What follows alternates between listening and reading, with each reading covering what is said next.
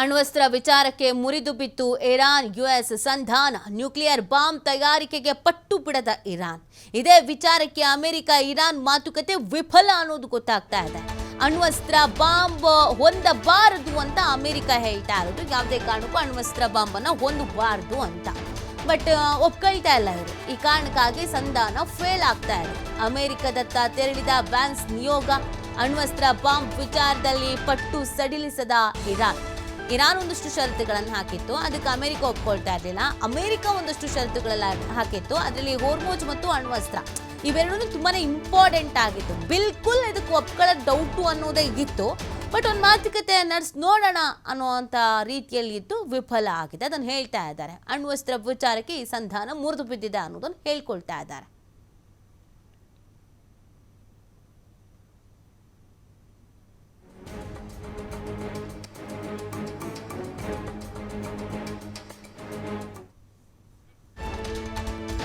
ಅಮೆರಿಕಗೆ ಷರತ್ತಿನ ಗೆರೆ ಹಾಕಿದ ಇರಾನ್ನ ನಿಯೋಗ. ಯುದ್ಧದ ಪರಿಹಾರ ಹಾಗೂ ಪರಮಾಣು ವಿಚಾರ ಚರ್ಚೆ. ಇರಾನ್ ವಿರುದ್ಧ ಯುದ್ಧ ಸಂಪೂರ್ಣ ಬ್ರೇಕ್ಗೆ ಆಗ್ರಹ. ಕಂಪ್ಲೀಟ್ ಆಗಿ ನಿಲ್ಲಿಸ್ತೀವಿ ಅನ್ನೋದು ಮತ್ತೆ ತಾತ್ಕಾಲಿಕ ಅನ್ನೋದು ಮತ್ತೆ ಅಟ್ಯಾಕ್ ಮಾಡೋದು ಇದು ಬೇಕಾಗಿಲ್ಲ. ಕಂಪ್ಲೀಟ್ ಆಗಿ ನಿಲ್ಲಿಸ್ಬಿಡಿ ಅಂತ ಕೇಳ್ಕೊಂಡಿದ್ದವ್ರು. ಆರ್ಥಿಕ ನಿರ್ಬಂಧಗಳ ಸಂಪೂರ್ಣ ತೆರವಿಗೂ ಒತ್ತಾಯ ಮಾಡಿದ್ರು. ಬ್ಯಾಂಕ್ ಅಕೌಂಟ್ಗಳನ್ನೆಲ್ಲ ಫ್ರೀಸ್ ಮಾಡಿಬಿಟ್ಟಿದ್ರಲ್ಲ, ಅದನ್ನೆಲ್ಲ ತೆರವು ಮಾಡಬೇಕು ಅಂತಲೂ ಒತ್ತಾಯ ಮಾಡಲಾಗಿದೆ. ಹಿಜ್ಬುಲ್ಲಾ ವಿರುದ್ಧದ ಇಸ್ರೇಲ್ ಕಾರ್ಯಾಚರಣೆ ಸ್ಥಗಿತ ಮಾಡಬೇಕು ಅನ್ನೋದು ಅವ್ರ ಒತ್ತಾಯ ಆಗಿತ್ತು. ಲೆಬನಾನ್ ಮೇಲೆ ಆಗ್ತಾ ಇತ್ತಲ್ಲ ಅಟ್ಯಾಕ್ಸು ಹಿಜ್ಬುಲ್ಲಾ ಮೇಲೆ, ಸೊ ಅದನ್ನ ನಿಲ್ಲಿಸಬೇಕು ಅನ್ನೋದು ಕೂಡ ಅವರ ಒತ್ತಾಯ ಆಗಿತ್ತು. ಇಸ್ರೇಲಿಗೆ ಹೇಳಿ ಫಸ್ಟ್ ನಿಲ್ಲಿಸೋದಕ್ಕೆ ಅಂತ. ಈ 3 ಕಾರಣಕ್ಕೆ ಮಾತುಕತೆ ಮುರಿದು ಬಿದ್ದಿದ್ರ ಬಗ್ಗೆ ಮಾಹಿತಿ ಇದೆ. ಕಳೆದ 24 ಗಂಟೆಗಳಲ್ಲಿ ವಿವಿಧ ಆಯಾಮಗಳಲ್ಲಿ ಸಂಧಾನ ಆಗಿದೆ. ಪ್ರಮುಖ ವಿಷಯಗಳ ಬಗ್ಗೆ ವಿವರವನ್ನು ನೀಡಿರುವಂಥದ್ದು ಬಘೇಯ್. ವಿವರವನ್ನು ನೀಡ್ತಾ ಇದ್ದಾರೆ ಬಘೇಯ್.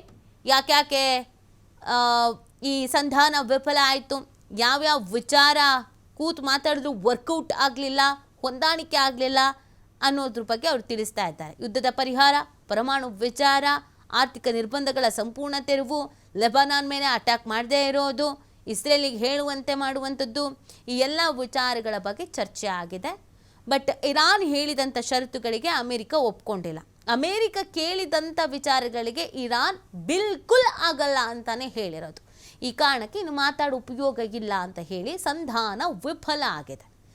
ಯುದ್ಧದ ಪರಿಹಾರವನ್ನು ನಮಗೆ ಕೊಡಬೇಕು ಅಂತ ಕೇಳ್ತಾ ಇದ್ರು. ಮತ್ತು ಆರ್ಥಿಕ ನಿರ್ಬಂಧಗಳನ್ನು ಹೇರಿದ್ರು. ಆ ಆರ್ಥಿಕ ನಿರ್ಬಂಧಗಳನ್ನು ಕಂಪ್ಲೀಟಾಗಿ ತೆರವು ಮಾಡಬೇಕು ಅಂತ. ಆಮೇಲೆ ಈಗ 2 ತಿಂಗಳಿಗೆ 3 ತಿಂಗಳಿಗೆ 1 ವರ್ಷಕ್ಕೆ ಅಂತ ತಾತ್ಕಾಲಿಕವಾಗಿ ನೀವು ಯುದ್ಧಕ್ಕೆ ವಿರಾಮವನ್ನು ಹೇಳಬೇಡಿ, ಕಂಪ್ಲೀಟಾಗಿ ಯುದ್ಧಕ್ಕೆ ನೀವು ವಿರಾಮ ಹೇಳಬೇಕು ಅನ್ನೋದು ಕೂಡ ಇರಾನ್ ಅವರ ಒತ್ತಾಯ ಆಗಿತ್ತು.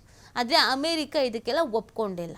ಪ್ರಮುಖವಾಗಿ ಈ ಪರಮಾಣು ವಿಚಾರವೇ ಇಲ್ಲಿ ಸಾಕಷ್ಟು ಸ್ಟ್ರಾಂಗ್ ಅನಿಸಿತು. ಇರಾನ್ ಈ ವಿಚಾರದಲ್ಲಿ ಮಾತ್ರ ತನ್ನ ನಿಲುವು ಏನಿದೆ, ತನ್ನ ನಿರ್ಧಾರ ಏನಿದೆ, ಅದರಿಂದ ಹಿಂದೆ ಸರಿಯೋ ಮಾತೇ ಇಲ್ಲ ಅಂತ ಇರಾನ್ ಹೇಳಿದ್ದು. ಅಮೆರಿಕ ಅದಕ್ಕೆ ಬಿಲ್ಕುಲ್ ಒಪ್ಕೊಂಡಿಲ್ಲ. ಆಗೋದೇ ಇಲ್ಲ.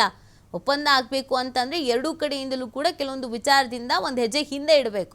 ಆದರೆ ಇರಾನ್ ಇದ್ದಲ್ಲೇ ಇದ್ಕೊಂಡು ಎಲ್ಲ ಷರತ್ತನ್ನು ಹಾಕಿದ್ರೆ ಸಾಧ್ಯವೇ ಇಲ್ಲ ಅನ್ನೋದನ್ನು ಅಮೆರಿಕ ಹೇಳ್ತಾ ಇದೆ. ಬಟ್ ನಮಗೆ ಈಗಿರೋ ಪ್ರಶ್ನೆ ವಾಟ್ ನೆಕ್ಸ್ಟ್? ಈಗ ವಿಫಲ ಅಂತೂ ಆಗೋಯ್ತು ಅಲ್ವಾ, ಮುಂದಿನ ಕತೆಗೇನು ಅಂತ ಎಲ್ಲ ಅಂದ್ಕೊಂಡಂಗೆ ಆಗಿದ್ರೆ ಇವತ್ತು 1-2 ಸುತ್ತಿನ ಮಾತುಕತೆ ಇತ್ತು.